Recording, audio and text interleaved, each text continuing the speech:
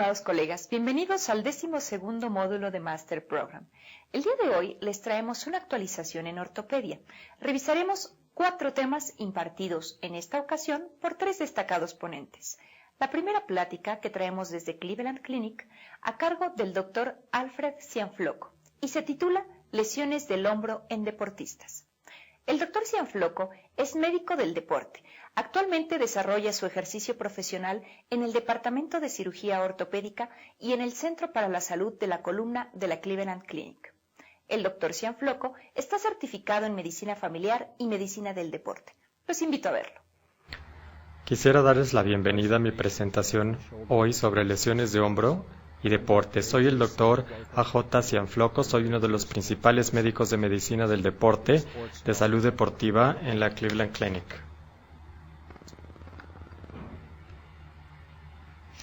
Las lesiones de hombro y los deportes son bastante comunes, especialmente en los atletas que participan en ejercicios donde suben el brazo por arriba del hombro y hacen lanzamientos.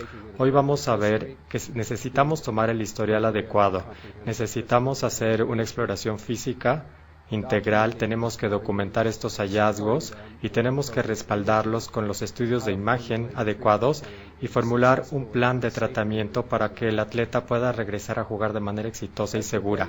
Así como con cualquier entidad que vemos en nuestro consultorio, el historial es importante porque nos ayuda a establecer un diagnóstico y formular un plan de tratamiento.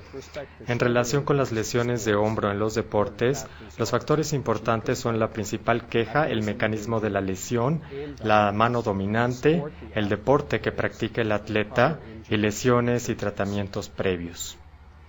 Las quejas comunes incluyen dolores con movimientos por arriba del hombro, dolor nocturno, especialmente si se yace sobre el lado afectado, sentir que el hombro se zafa de la articulación o si hay inestabilidad y falta de fuerza en el hombro afectado.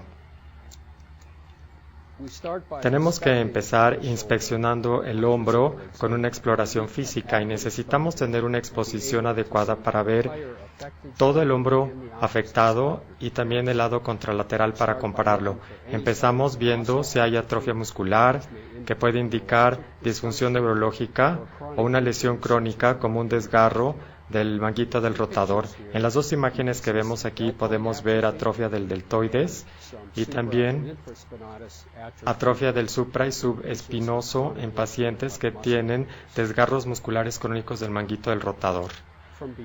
Por atrás podemos ver al paciente o al atleta y hay que buscar si hay disinesia o aleteo escapular o asimetría. Hay que buscar si hay prominencia ósea, anterior o posterior. En la parte de abajo ven ustedes un ejemplo de una prominencia de la clavícula distal, que es una separación acromioclavicular o un esguince. Otras deformidades pueden ser por fracturas de la clavícula, por subluxación esternoclavicular o ruptura del tendón del bíceps. Tenemos que palpar todas las referencias anatómicas como la articulación acromioclavicular, la clavícula, la articulación esternoclavicular, la tuberosidad mayor con rotación interna y externa, la apófisis coracoides, la articulación glenohumeral y finalmente el tendón del bíceps. Tenemos que palpar el lado afectado, pero también tenemos que palpar el lado contralateral, observando si hay diferencias en la respuesta del paciente. Para empezar la exploración física tenemos que ver el arco de movimiento. Hay que comparar tanto el arco de movimiento activo y pasivo del lado afectado contra el contrario. Tenemos que ver los planos cardinales de movimiento. Esto incluye flexión hacia el frente, abducción y rotación externa, que se mide en grados a partir de la posición neutral, en rotación interna en relación con el nivel de la columna. También tenemos que preguntar al paciente si al mover el hombro le da dolor o sensación de inestabilidad. Si vemos este diagrama, empezando por la parte superior izquierda, podemos ver cómo se miden los parámetros. Flexión hacia al frente levantando el brazo arriba en un plano hacia el frente, abducción levantando el brazo de lado en un plano que es consistente con el plano del omóplato, rotación externa con el codo en abducción y rotación interna, rotando los brazos por detrás de la espalda tratando de alcanzar los omóplatos. Hay varias pruebas específicas para poder examinar el hombro y poder identificar alguna entidad. Primero tenemos la prueba de Hawkins para ver si hay pinzamiento. Con el brazo flexionado 90 grados y el antebrazo en rotación interna, forzamos una rotación interna del brazo y una prueba positiva va a dar dolor anterior y lateral en el hombro. Eso es consistente con un pinzamiento. La maniobra de Jurgensen va a probar el bíceps con el hombro flexionado a 90 grados y en abducción. El paciente pone el antebrazo en posición supina contra el médico y una prueba positiva produce dolor en la región del bíceps. Hay varias pruebas diseñadas para poder evaluar los músculos del manguito del rotador. Los músculos del manguito del rotador incluyen el supraespinoso, infraespinoso, el redondo menor y el subescapular. Pueden utilizar el acrónimo SITS para acordarse de estos músculos. El supraespinoso se prueba utilizando esta prueba en donde se hace el brazo en abducción a 90 grados y se flexiona hacia adelante 30 grados y con una rotación interna con los pulgares hacia abajo, y el examinador entonces trata de empujar el brazo del paciente hacia abajo. Si hay dolor o debilidad, eso es consistente entonces con una patología del supraespinoso. El infraespinoso y el redondo menor se examinan como ven en esta fotografía, poniendo resistencia en la abducción, resistencia a la rotación externa con los brazos del paciente a los costados y los codos flexionados a 90 grados. Y finalmente, el subescapular se examina con el paciente en una posición similar, pero en lugar de resistir en rotación externa es con rotación interna. Es en donde se hace la resistencia. Son 3 pruebas sencillas para probar el manguito del rotador. Luego tenemos la prueba de caída del brazo. Pasivamente podemos elevar el brazo del paciente en el plano del escápulo en abducción o que activamente lo eleven en este plano y luego pedirles que traten de bajarlo. El dejar caer el brazo en relación con dolor o esta sensación sugiere un desgarro en el manguito del rotador. Hay varias pruebas para ver la inestabilidad. La primera que utilizamos, que es muy fácil de realizar, es la prueba de aprehensión. Esta se puede realizar con el paciente en posición supina o de pie. El brazo se pone en abducción a 90 grados y progresivamente se rota externamente observando la respuesta del paciente. Si dice que tiene aprehensión o reproduce los síntomas de dolor en el paciente o inestabilidad, esto es consistente con una inestabilidad anterior del hombro. Otra prueba es la del signo del surco, que identifica inestabilidad multidireccional. Con el paciente de pie, con una tracción inferior se aplica al brazo, se toma el codo del paciente para jalarlo hacia abajo y observamos el área por debajo del acromion o la cara lateral del hombro y también la respuesta del paciente. Y pueden ver entonces el mecanismo de la prueba en la fotografía de arriba. Si vemos la foto de abajo con la flecha, vemos la tracción asociada con la laxitud inferior y una prueba positiva. Para probar el rodete o la parte cartilaginosa del glenoides o del acetábulo del hombro se hace la prueba de O'Brien. El brazo se flexiona a 90 grados y luego 10 a 15 grados de aducción. Con el brazo en rotación interna y el pulgar hacia abajo, se aplica fuerza al antebrazo para tratar de empujar el brazo del paciente hacia abajo. Y luego se repite con el antebrazo en rotación externa con el pulgar hacia arriba. Una prueba positiva genera dolor con el brazo en rotación interna, pero luego se reduce cuando el brazo se pone en resistencia con rotación externa. Una prueba positiva es consistente con una patología del rodete, especialmente un desgarro del rodete. Para probar la articulación acromioclavicular tenemos la aducción con el brazo cruzado. El brazo se flexiona a 90 grados y luego se hace una aducción cruzando el tórax. Una prueba positiva muestra dolor en la articulación acromioclavicular, ya sea por artritis o por una lesión reciente. Ahora bien, como ya comentaremos después, un examen completo del hombro incluye también examinar la columna cervical. Aquí, con un historial y con una exploración física, muchas veces tenemos el diagnóstico y ese hay que respaldarlo con las imágenes adecuadas. Hay 4 placas que se combinan en una serie para evaluar el hombro. La primera es una placa anteroposterior que se toma en el plano del tórax, pero debido a la posición de anteversión de la escápula, es una vista oblicua de la articulación glenohumeral. Vemos ahí la cabeza y la glenoides.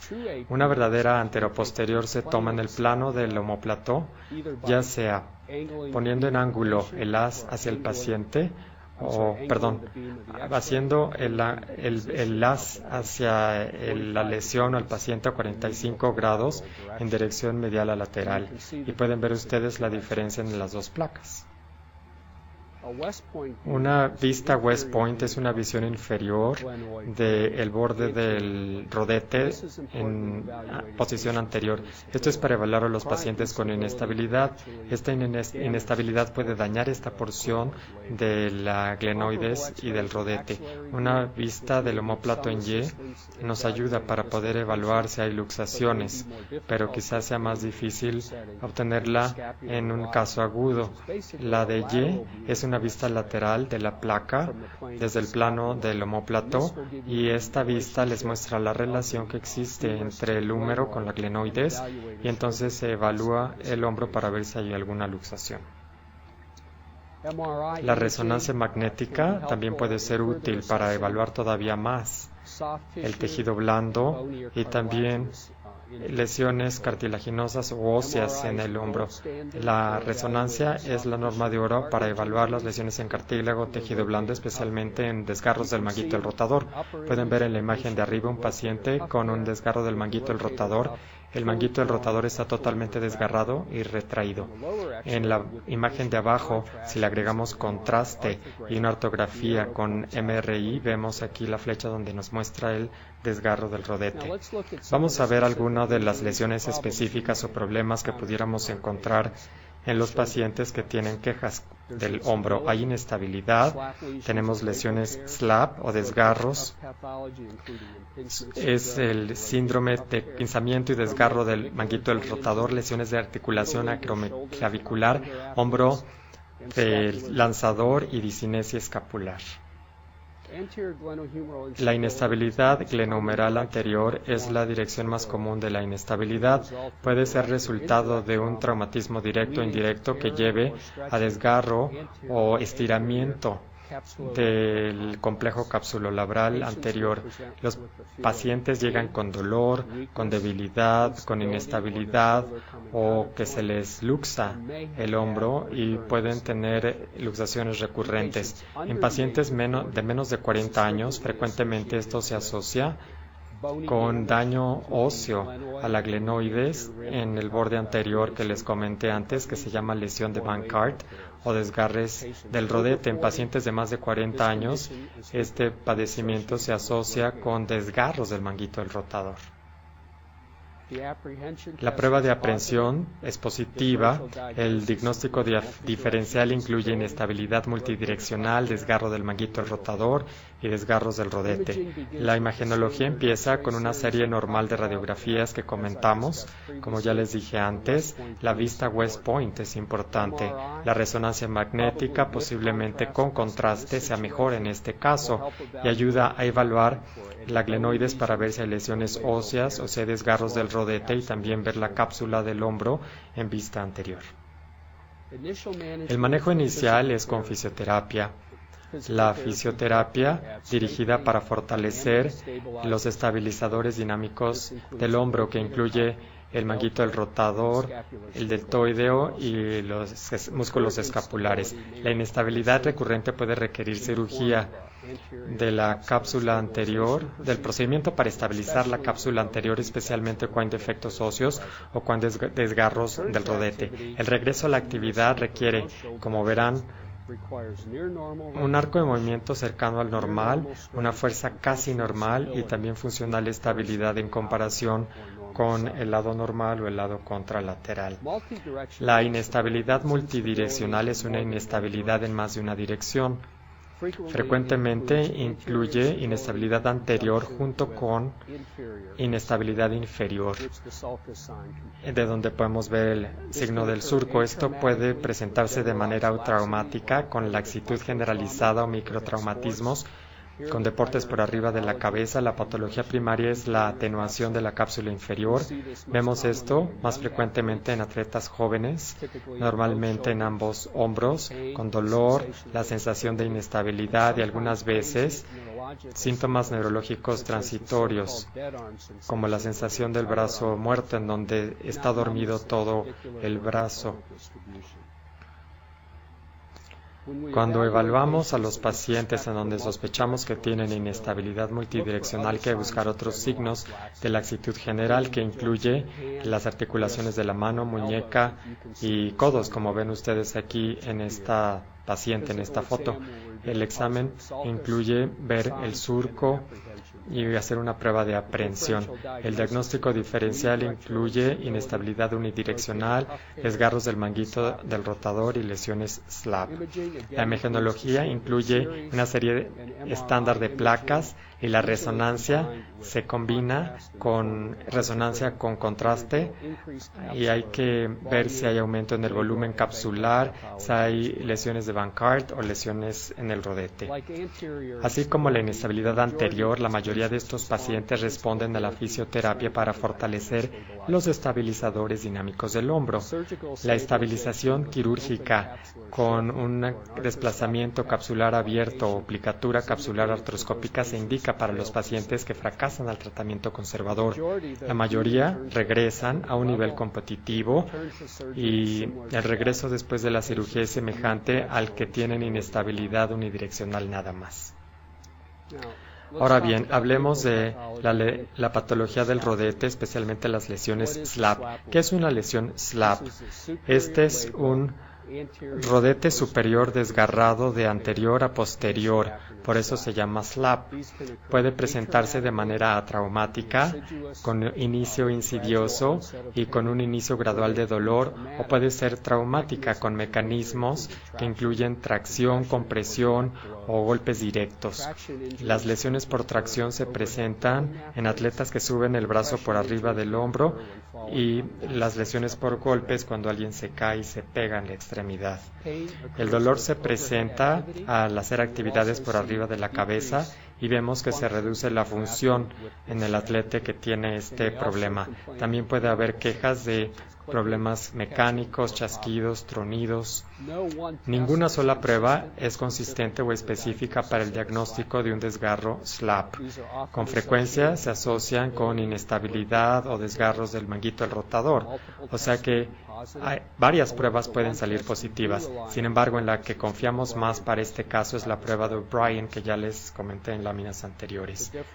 El diferencial incluye inestabilidad, pinzamiento y desgarro del manguito del rotador.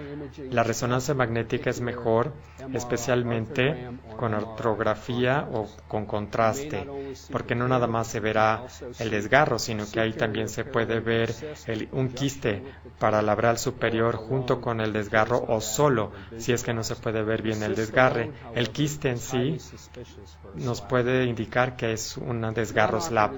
El tratamiento no quirúrgico es el primer paso, que incluye reposo, AINES, fisioterapia, fortaleciendo no nada más los estabilizadores dinámicos, sino estirar. Como ya saben, muchos de estos pacientes tienen una cápsula posterior que está encogida y que especialmente los que realizan actividades donde suben el brazo por arriba del hombro. La intervención quirúrgica es para aquellos que fracasan al tratamiento conservador o que tienen síntomas mecánicos. Los atletas que realizan lanzamientos pueden requerir de 6 a 7 meses para rehabilitarse y regresar a los deportes, y los que no hacen lanzamientos pues pueden regresar en 4 meses.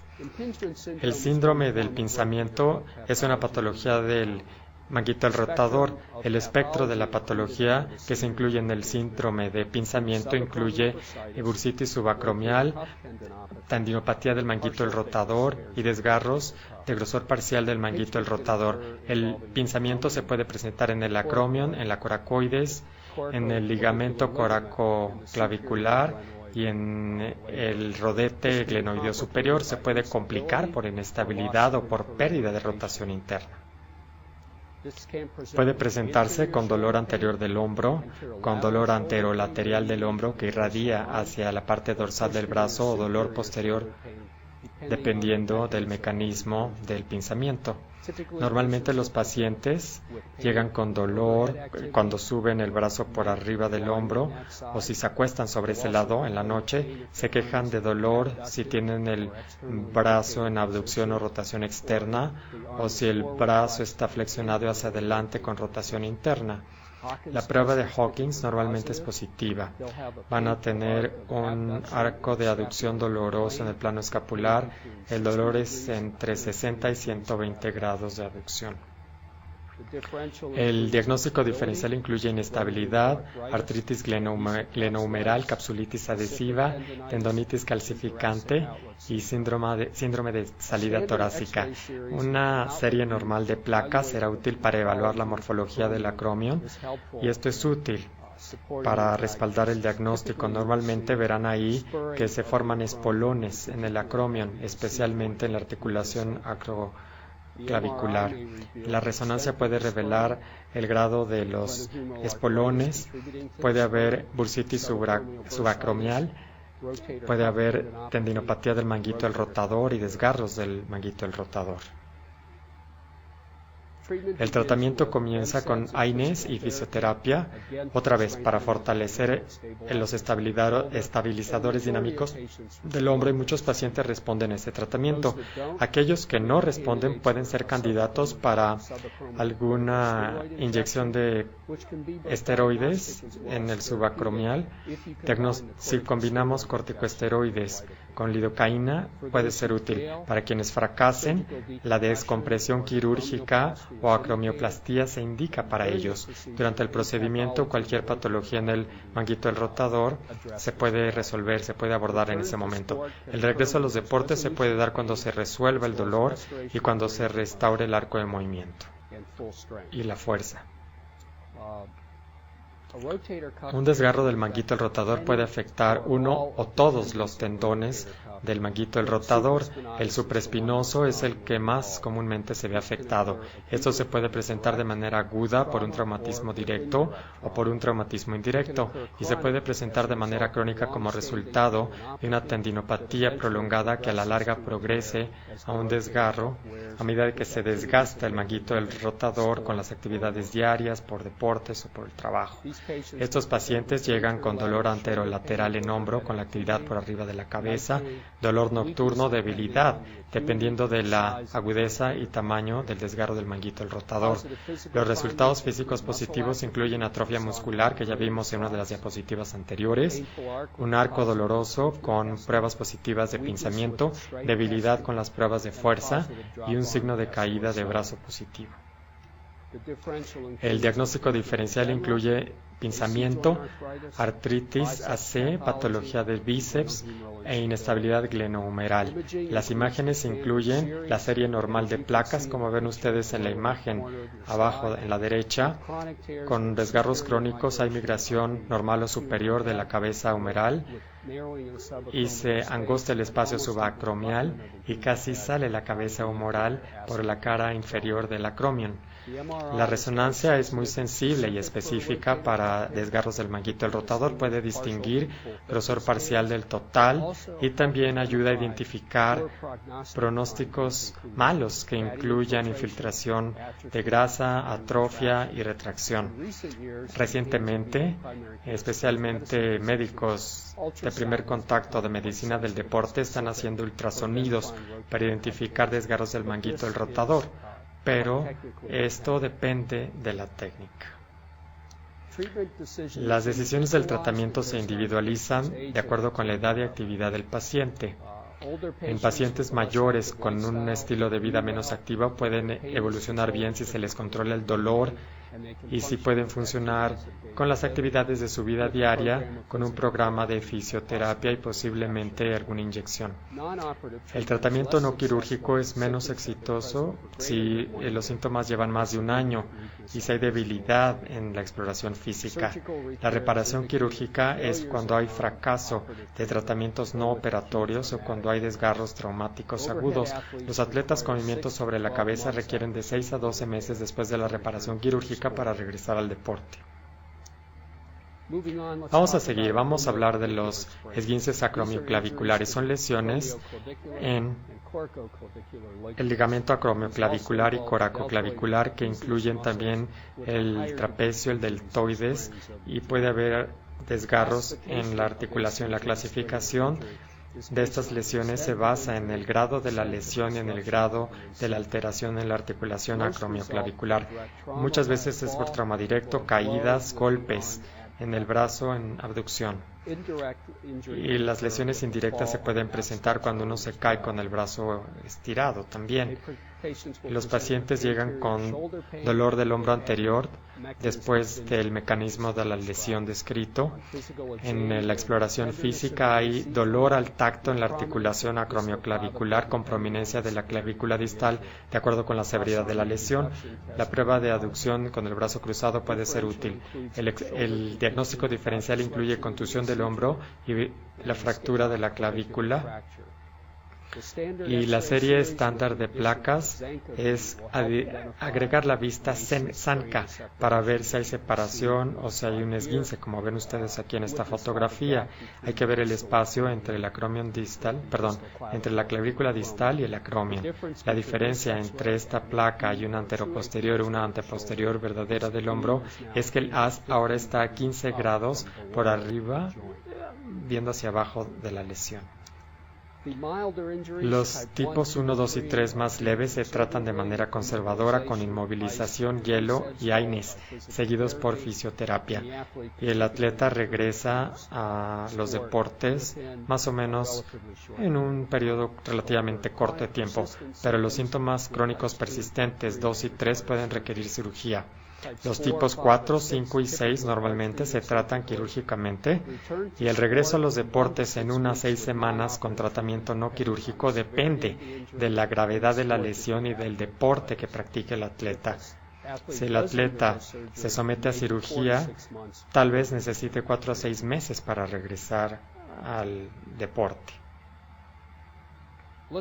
Hablemos ahora un poco acerca de los hombros del lanzador. Esto lo encontramos en los atletas jóvenes que juegan béisbol. Esta es una lesión en el húmero proximal, en la placa del crecimiento. Puede ser por uso excesivo y microtraumas repetitivos en atletas que tienen un esqueleto inmaduro todavía y que hacen ejercicios o deportes donde lanzan pelotas. El atleta llega con dolor difuso en el hombro al lanzar o con movimientos extremos. El síntoma puede ser un inicio paulatino o después de un aumento creciente en los lanzamientos. Si es que son lanzadores, pues va aumentando el dolor. Hay dolor a la palpación en la cabeza del húmero, especialmente si la cabeza humeral está en los extremos del movimiento. El atleta puede desarrollar contracturas de rotación externa y puede disminuir su rotación interna a medida de que avance la patología. El diagnóstico diferencial incluye inestabilidad, pinzamiento y osteocondrosis. Una placa AP con rotación externa puede revelar ampliación epifisiaria, fragmentación o reacción perióstica. Si las placas son negativas y el diagnóstico no está claro, una resonancia magnética puede ayudar a encontrar lesiones ocultas. La mayoría de las lesiones son sutiles, con un desplazamiento mínimo, y responden bien a tratamiento conservador. Con esta sensación de levantamiento durante 3 meses, regreso progresivo al lanzar con atención a la mecánica y la gran mayoría de los atletas con esta patología pueden regresar a jugar sin recidivas si es que se someten a la rehabilitación adecuada y siguen las técnicas correctas. En los casos donde haya desplazamiento o angulación grave de la placa de la fisis en la cabeza humeral, quizá haya que considerar otros tratamientos de acuerdo con la edad y de acuerdo con el crecimiento restante. Hablemos ahora acerca de la discinesia escapular, que puede describirse mejor como un movimiento anormal del omóplato en relación con la caja torácica, con una posición visiblemente alterada del omóplato. Esto lleva a alteraciones en la mecánica glenohumeral y acromioclavicular. Con frecuencia no pensamos en esto y hay que ver que la glenoides o el acetábulo del hombro es parte del omóplato. La mecánica del omóplato entonces es muy importante para una función adecuada del hombro. Esta discinesia escapular casi siempre es el resultado de una activación y coordinación muscular anormal.